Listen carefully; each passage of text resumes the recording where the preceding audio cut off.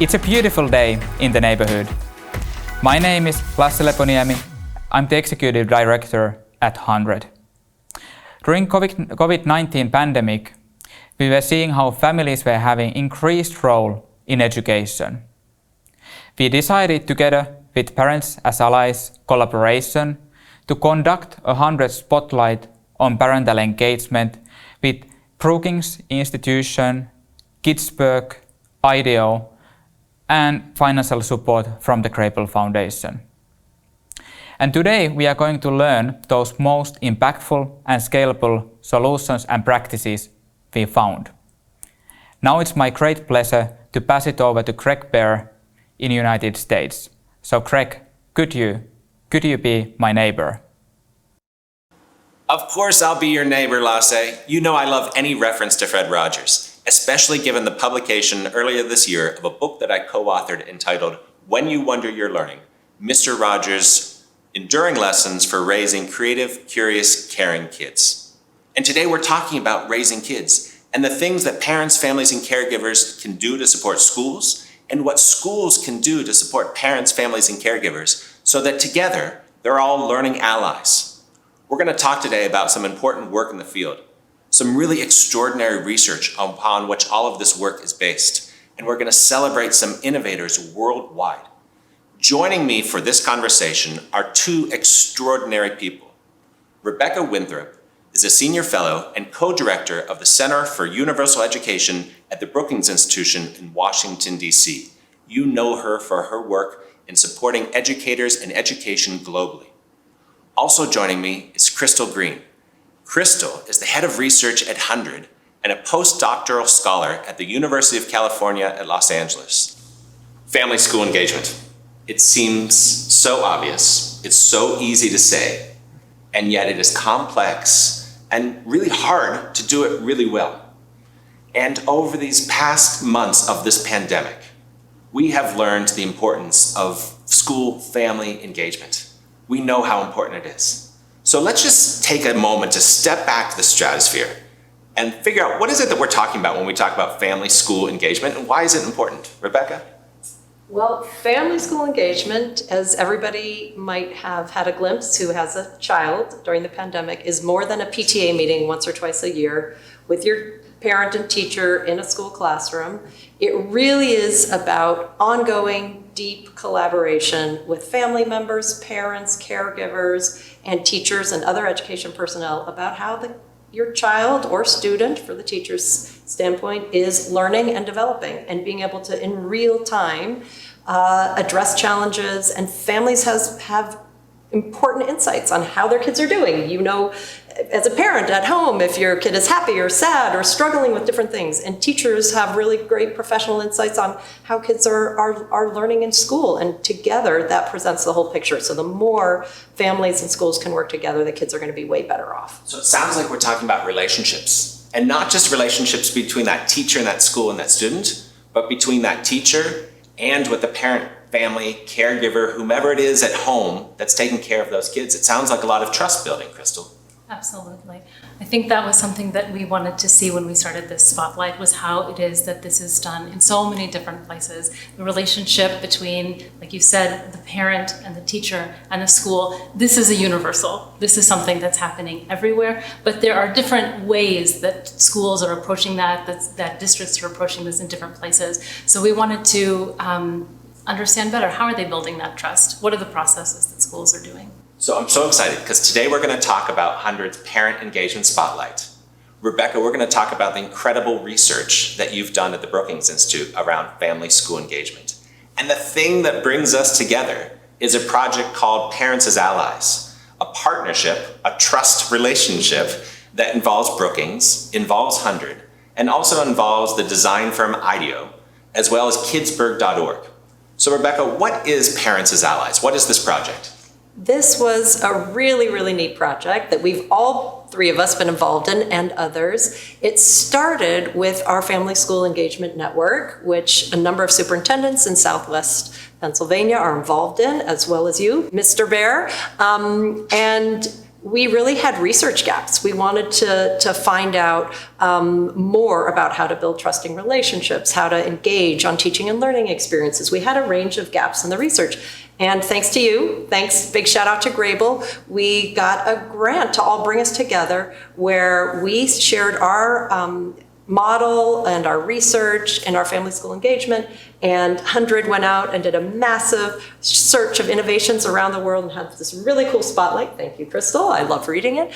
IDEA went and worked with a number of our family school engagement networks and others to do design sprints involving parents' voices directly and what they think should be solutions for better family school engagement. And Kidsburgh brought us all together, coordinated us, and are really leading the translation of the findings in Southwest Pennsylvania directly to parents. And this is what I love. It's about making this work, making it real. You've got amazing evidence, amazing research, and amazing framework at the Brookings Institution for how we think about family school engagement. And at HundrED, you've lifted up amazing examples from around the globe. Our colleagues at IDEO, as you just described to Rebecca, worked with teams of parents and with teachers and administrators to say, like, well, how do we make this real in this part of the corner of the world where we might be working? And then our colleagues at Kidsburgh.org brought it all together in a place. And this place was Southwestern Pennsylvania. So let's turn to Southwestern Pennsylvania and Yu-Ling Cheng from Kidsburgh.org to talk about the work that's been happening among parents, families, and school districts in Southwestern Pennsylvania.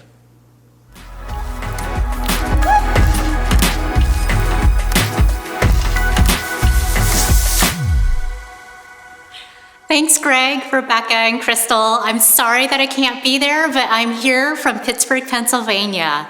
At Kidsburgh, we've been documenting this journey of the Parents as Allies project, and it's been such a fascinating collaboration to truly take the research from the Brookings report and to take all the inspirations from the HundrED Spotlight. We've been working with IDEO, a firm known for their human-centered design work, and working with 15 teams of parents and educators and teachers. 11 of those teams are here in Southwestern PA, and through that work, they've developed empathy for each other, they've developed a sense of understanding of the purpose of school, and they're having deep conversations about this. Through Kidsburgh, we've also been hosting great learning conversations with each of these school districts. And it is really interesting to hear what parents have to say. In some cases, they're thinking about these things for the very first time. In some places, they're having conversations with their principals and teachers for the first time. I would love to show a video of what we're hearing on the ground from our Southwestern PA educators, teachers, and parents. Have a wonderful summit. The purpose of education has definitely changed since I was in school. I think if you look back in time, I think being in school was kind of about learning content and kind of going through the motions, where I think now we're really thinking ahead to how fast the world's changing, and you hear often that the jobs don't even exist that our students are preparing for in the future. So schools become more about providing experiences for kids and making sure they're really growing as people, building confidence, learning skills that will translate to whatever those jobs are in the future. So it's really about, yes, learning content, but really engaging students in learning experiences and building the, as we call them a lot of times, the 21st century skills that'll enable them to be successful and confident when they enter the world, whether they're leaving us going into college, university, or a job, that they're prepared and willing to take on the challenges that they're going to face. Oftentimes our children are in the classroom. For instance, my daughter comes from a home where LGBTQ, and a lot of times, there's talk about dads in the classroom or families in the classroom, but that doesn't always reflect our family. So I think it's important for teachers to take the time to really get to understand the children in their classroom and what their family life looks like, so that they can better incorporate those different types of families in the lessons that they're teaching. Extremely important to me is that he becomes a self-sufficient adult. He's able to make his own decisions, the right decisions, without me, because I'm not going to be here forever. It is very important to get to know not just the student, but also the family. Some of us are coming from other countries. Some of us have, different backgrounds. And to get to know the family and the family dynamic, it's going to help the teacher to understand the student a little bit better. People want to be in an educational environment that's inclusive. They want to be open, have great communication. They want their voices to be heard. And they want their kids to grow up and graduate to be productive, contributing, and socially responsible young citizens, and contributing members of society. That's what people want their kids. That's what they want for their kids. Parents have the best interests for their children, right? Sometimes we get to be different places in our lives, but it doesn't matter where we are. We always have great intentions for our children, and sometimes we need help in order for those dreams or those intentions to become a reality. The same thing with a school. You have this passion to educate, but when the parent and the educators work together and they put their dreams together, then the children win. I'm glad that early in this conversation, we got to hear directly from a place. It happened to be southwestern Pennsylvania, but it literally could have been any place on this planet. And importantly, we heard directly from parents. And we heard that they have sometimes small questions and sometimes really big questions. I know that's been true for me, and I suspect that's true for parents everywhere. And one of the big questions we have is the purpose of education. Rebecca, you asked parents and families all around this globe lots of questions, including about the purpose of learning. So can you tell us more about that? Absolutely. When we did our research with all of our Family Engagement Network members around the globe, we surveyed almost 25,000 parents across 10 countries and 6,000 teachers alongside them. And we asked them all sorts of questions about what do they think a good quality education is for their child or their student. And one thing that we found, which was really interesting, is parents and teachers didn't always have the same vision of really what they thought was a great quality school. And we started drawing belief maps. These are sort of triangular shapes. I'm gonna tell you about them. So we asked 4 questions. We said, pick your most important purpose of school. Is it social emotional learning? And you can see that sort of, we would put it at the top of a kind of quadrant. We said, is it academic learning? We would put that on the far right. Is it getting jobs and skills for jobs, sort of the economic purpose of school? We would put that on the bottom. Or is it creating good citizens for your community? We would put that on the far left.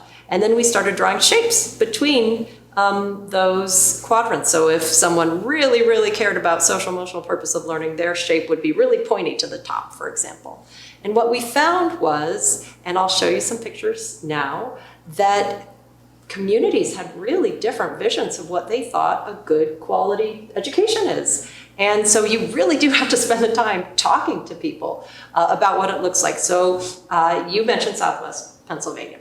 Take a look at their belief maps. Now in this, you'll see that orange is parents and blue is teachers. And teachers are much more likely to say that a social emotional learning outcome is really important for schools. So that is, schools are really good quality when students learn to know who they are, develop in self-awareness and independent learning skills. And parents, they did think that was important, but they were much more focused on academic outcomes, sort of a good purpose of school, and rigorous academic training and preparation for post-secondary.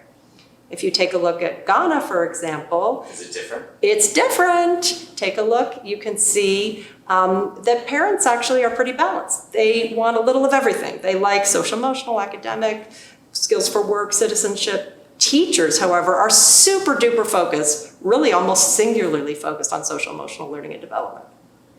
And India, Maharashtra state, is totally different. They're really much more focused on the civic outcomes of education, which barely anybody was in southwestern Pennsylvania, actually. And in this case, both are pretty focused on citizenship skills and competencies. That's really important. But teachers, again, are much more focused on social emotional learning than parents are. So it's quite distinct, and you need to make the space to have that conversation. So, Rebecca, I'd be curious about those charts and graphs internal to my own household, let alone in school districts and school communities and nations across this world. So we talk about getting back to something, ideally a new normal for kids. But parents and teachers, it doesn't sound like they're in the same place necessarily. And so how do we unpack all of this? How do we think about it? What are the types of things we need to do? Help us make sense of this. Yes, well, we have collectively with all our partners developed a playbook on family school collaboration. And there are lots of tools in there that we can talk about. But some of the things that you need to do is to really make space to have a conversation on what you want for your kids in a specific place and community. And I know, Crystal, we were talking about that schools don't really do that. They have a very sort of narrow way of engaging with families because it's usually on sort of academic trajectories. So parents might not even know that teachers really care much more about sort of this broader learning and development. I can't think of settings where I've sat down with my wife, let alone the teachers in the school, and said, let's talk about why we're here, right? We send our kids to these schools and we trust them and they're extraordinary in what they do and they've been prepared for that. But where do we create that time and space to have those conversations about why we're doing what we're doing, how we're doing it, and why it all matters? I think, Go ahead, jump in, I was Crystal. going to say, I think that was something important that we had talked to before, that you had said that at times what parents think that teachers want and what teachers think that parents want, they both think that the other one just wants academic. But then in your findings, you said that's not actually the case. But the point then is coming back to this point about dialogue. How do we make it? And I think that that's something that comes out in this spotlight specifically, that we have examples of innovations where they're really putting systems and infrastructures into place to make time and space for parents and teachers to have conversations together about these really important topics about what are we doing here? What is the focus? And then I'd also like to put a little plug in, because we have done another spotlight this year on social and emotional learning that really elaborates that. And I'm so excited to hear about those findings and how important that is in so many different contexts, that the teachers really, really know that social and emotional learning is really a foundation, both of academic learning, but then also of these social skills that are so important. So, Crystal, in HundrED's Parent Engagement Spotlight, you surfaced examples from around the globe and ultimately selected 12. Let's take a look at one of those that's maybe creating some of that time and space to really pursue family school engagement in ways that we need for our kids to thrive. Yeah, thanks, Greg. In the spotlight, there were 188 innovations founded in 25 different countries that submitted. And like you said, among those, we selected 12 innovations from 12 different countries. So now we're very lucky. We're going to share with you an interview with one of our selected innovators, Reem Alfranji, who is calling in from Amman, Jordan. Reem is the co-founder and managing partner of Habayibna.net, which is a digital platform in Arabic specialized in helping those with developmental and intellectual disabilities, with a mission to empower parents and caregivers on how they can improve the skills and the lives of children with developmental disabilities across the region. So we asked Reem her thoughts on the purposes of education. I see education now has changed a lot from the past, because a few years ago, and before knowing about the disability of my child, I was looking to education as, it's something normal to have. It is something that kids go to school, stay at school from 9 to 8 and do all these homeworks and to have these grades. And so you can graduate from school, high school, and then university and find a job. But now, after like 10 years ago, when I knew about the disability of my children and we started, and then we felt that they have a different track now. They can't go to mainstream schools anymore because there's a gap between them and the other kids. And we thought by having them in specialized programs and in the special education center, that they are not going to have education. But what we saw was really, insightful with them and inspiring to us, that I found education can have so many forms and it can happen anytime, anywhere. It doesn't have to happen at school only. It's a continuous process. It's a process, it's a mindset. It's not only like, helping children do their homeworks and go the next day to school. No, it's like after children come from school to home, they start learning so many other things. They can apply what they have learned at school or in my son's case, at the center, and they can explore more things that they don't have at school. They don't learn at school. So I believe education is not about learning the ABC or counting numbers. It's way beyond all these skills. I believe it's it's like the key, like you have all these keys to unlock the common. It's like if it's a game, we have different levels, and with every new information and new thing that you have learned, you have a key to unlock the next milestone or the next level in your life, ending up doing something really meaningful when you grow up. So it doesn't enable you to do the best. You don't have to do, the best thing in the world to be the best doctor or the best engineer. No, you can do something that you love. Thank you so much, Reem. I really love to hear from our innovators, and I think that this is one of the places where we can see, especially when we're talking about parental engagement, that in her experience, this innovation really emerged out of her own experience as a parent. And I think that when we think of parental engagement, often we're thinking very compartmentalized. We have parents over here, we have teachers over here. That's an important distinction to make. At the same time, teachers are parents often. Teachers are also parents. And so I think that when we think about the motivation and the inspiration that some of our innovators have gotten to do this work, it has really come from their own experience. So we've gotten to hear a little bit about the purpose of learning. We've been able to talk a little bit about it. And it's so instructive to really understand the different places from which people are coming, because we start to understand really how complex family-school engagement can be, especially if we're coming from very different places and we don't have those frameworks. So let's start talking about what it means to engage with parents versus seriously involving them. So let's talk first about parents, families, and caregivers. How do we seriously involve families, Rebecca? Well, first off, one of the sayings that we use in the family engagement terrain is that for teachers, for schools, for school leaders, for education systems, parental involvement is leading with your mouth and talking. And parental engagement is leading with your ears and listening.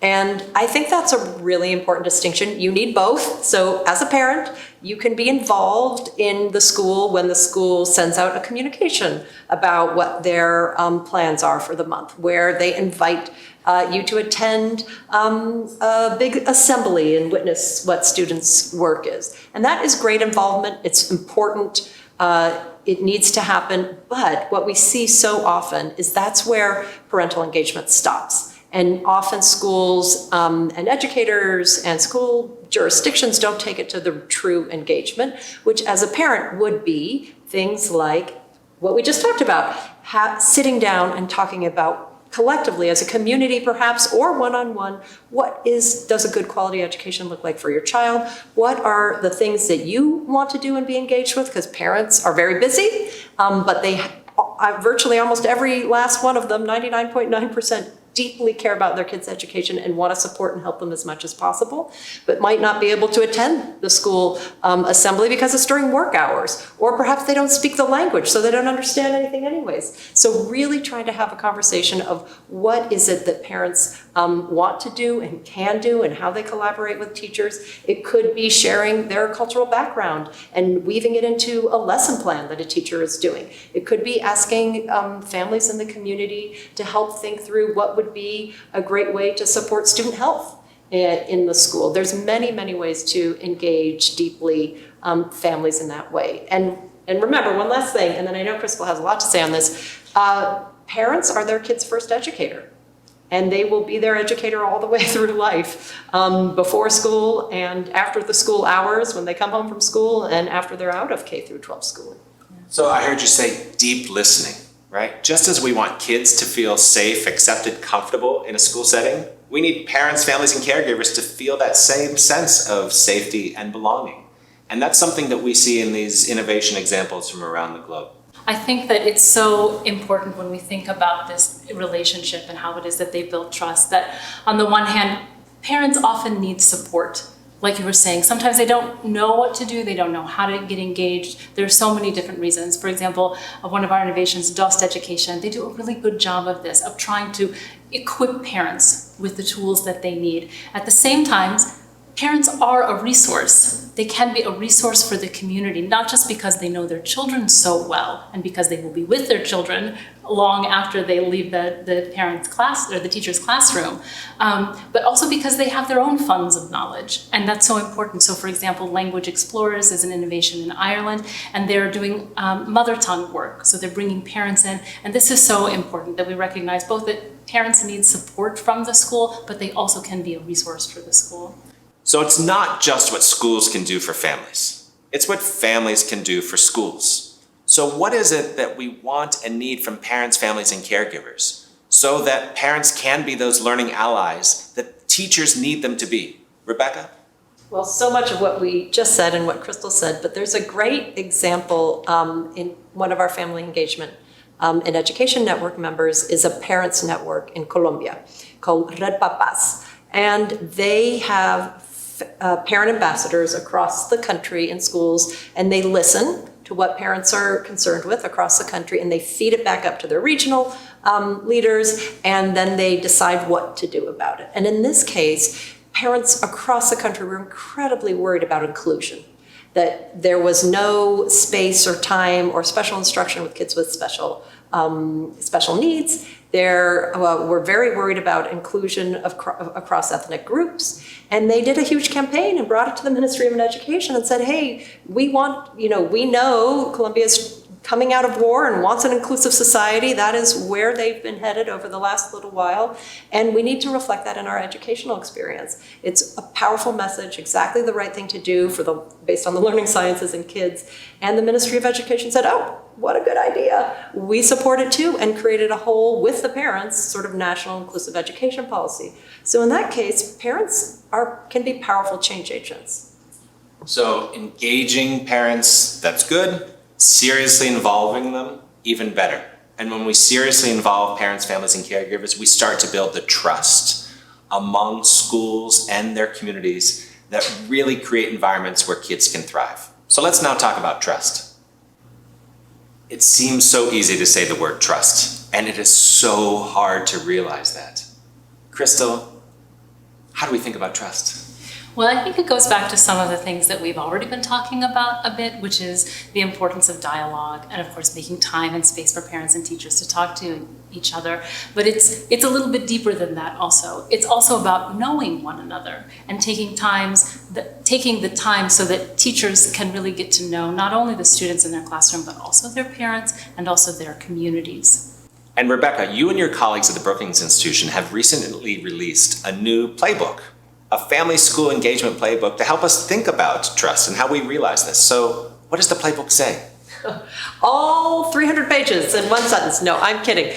The main message of the playbook is that family school engagement can be incredibly powerful. And in fact, we know schools that have good family school engagement, and when we say good, we mean it's built on strong relational trust. And relational trust is exactly what Crystal said. Relationships where people have faith that they are looking out for each other. And schools who have that strong trust and trusting relationships are 10 times more likely to have really good education outcomes. Repeat that, 10 times. 10 times more likely. So it's an incredibly powerful tool for schools to help kids learn and develop. That's a simple thing. Now, doing it, as Crystal said, is not necessarily second nature to schools. And there's many reasons for that. Schools were never designed in the very first place to engage families and parents in the teaching and learning process. They simply weren't. And so we have to help our schools and our teachers and our educators to find ways to do that. So do you have a good example of this? I have some great examples. Again, a lot from our Family School Engagement Network. And in our playbook, we have a whole interactive database with strategies. You can go searching for where you want in the globe and at what education level. There's one in Cajon Valley, which is one of our project collaborators, which is a school district in Southern California in the United States. And the parents put together workshops for teachers, where the teachers come to the school gym and role play being a parent in their community. They're called empathy workshops. And teachers love it because they realize what it is that parents are struggling with. And so if a parent is late for drop off and a kid is late, instead of thinking, oh, this parent doesn't care about their kid's education, the teachers say, oh my gosh, that parent had an extra long night shift at the hospital where they work and couldn't get home in time. So that's an important one. Another great example is from Sea to Sky in Canada, British Columbia. It's a district where Indigenous children were very, very far behind. They weren't graduating on time, and a lot of them dropped out of school. And they decided some years ago to just sit down, the teachers and the education leaders, right alongside community, Indigenous leaders, parents and families, and design what should our school focus on? What should our curriculum be? What should it look like? And the Indigenous leaders and families all said, look, we want our kids to achieve academically. We want that, but we also don't want them to forget who they are. And so now, after this new approach, those Indigenous kids are doing incredibly well. I love your two examples, and your use of and reference to empathy interviews reminds me of an example right here in my backyard of Pittsburgh. A local school district that's participated in the Parents as Allies project has taken advantage of that Brookings research and framework. They worked with IDEO and a design team, and a parent-led team working with the principal in an elementary school conducted empathy interviews. And one of the things they discovered is we need and want to involve fathers. We want to get our dads more engaged in the school. And so their simple hack, the simple thing with which they came up with was, can we create games and sports and things that are comfortable to dads, they know, they like, and maybe create a cornhole tournament or other things on our elementary school campus that brings the dads to the schools, along with their kids maybe, and use those moments as entry points for discussions, to just start talking about school and what's going on in school and how would you like to be involved and engaged. And it speaks to that building of trust in a very personal way, because trust ultimately comes down to what happens between me and you and the things that we care about. And we saw some amazing examples worldwide too in HundrED's Parent Engagement Spotlight, didn't we, Crystal? That's right. We're now going to hear examples of how one innovator has been working to build trust between schools and communities across Uganda. In this next video, we hear from Nagawa Christine Ssenyonjo, Country Director for Elevate Partners for Education. They are an NGO that works in Uganda with both civil society and government partners in post-secondary and primary education. Their work has been driven by their desire to address two distinct challenges.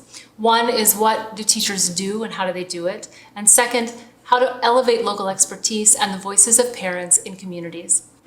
Christine is going to share with us how Village Teach is building trusting relationships.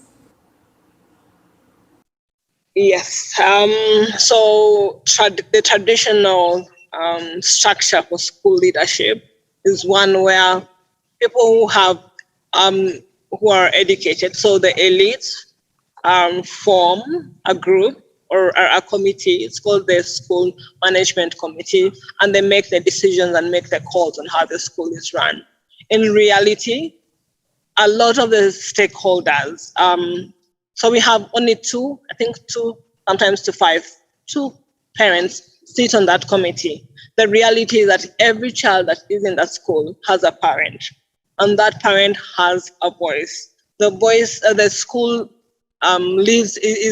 belongs to a community, and so the people around the school do have a voice, but in reality they don't have a place to speak and about things that matter about the school on the school management committee. So the school management committee is critical in running. It's like an engine of how schools are run, but it leaves out a very important aspect of a very important group of stakeholders. So what we do to leverage the voices is we create a round table. Our program, the Village Teach program, goes to schools and elects Village Teach teams. So the school and the parents, the community, the children, the teachers, all the stakeholders come together, and first they choose people to take lead in this in the effort to improve how the school to be involved, more than improve, to be involved and take charge of how the school is running. So if I can break down our village teach team to you, it has a member from the founding body of the school, a member from the school management committee, a teacher, a head teacher, 2 pupils, and then 5 parents. So normally the teachers are not represented beyond the head teacher. Normally the pupils don't have a say in how the school is run. Normally the parents and the local community leaders won't have a say in how the school is run. So we go to the school, introduce our cause, we gather the community together and tell them, you know what, you have the power, you have a say in how your school is run. What, who would want to take lead? So they are more like stakeholder leaders rather than like the people who do it all. So we elect a group of leaders, after which we ask the community to set goals. So the community chooses the aspects they want to work on and sort of hand over leadership of these things to the village teach team members that have been elected. So thereafter, what we do is we don't interact with the community at large again until the next year, but we start a journey with the elected village teach team members to work towards achieving these goals. I alluded to the fact that we capitalize local expertise and we elevate local voices or community voices. So that shows that we don't give money or we don't give physical support, but we take them on a journey that shows them and highlights the power they have, the strength they have, the resources they have, their abilities as a community to bring what they would wish to see to come to pass in their schools. So we have a series of capacity building sessions. We have up to, I think, one a month. So we have up to 12 on average, sometimes 8, sometimes 12, depending on how, depending on the year we are at. So besides building their capacity and their confidence, a main thing that we do is take them through the journey of action planning and action implementation. So once they complete the planning, then we go into resource mobilization, still leveraging on them as people and their local communities. So we ask them, what can you do as a person? And we are surprised at how much they step up at the opportunity. We ask them to go back to their stakeholder groups and ask their community members the same questions. What can you do? What can you do in this aspect? And a lot of people will volunteer and momentum picks up to work jointly as a community on these selected school goals. So just to try and respond to the aspect of how we build trust, honestly, we focus on the person. We do a lot of affirmation for both the community and the village teach team members. We do a lot of capacity building. We re-echo over and over with every opportunity we have. We re-echo to them the fact that they are capable, they are able, they are powerful, they are strong. And when they see themselves in this new light, honestly, they've stepped up. What another amazing innovation. So Crystal, Rebecca, let's make sense of this. What's something we can do? What's something any one of us anywhere in the world can do? Crystal? Yeah, I'm so excited to hear from Christine about the work that they're doing in Uganda, because I think it brings in this point about we really need to bring all the stakeholders in as equal partners to have a deliberative dialogue around what it is that parents and teachers can do together.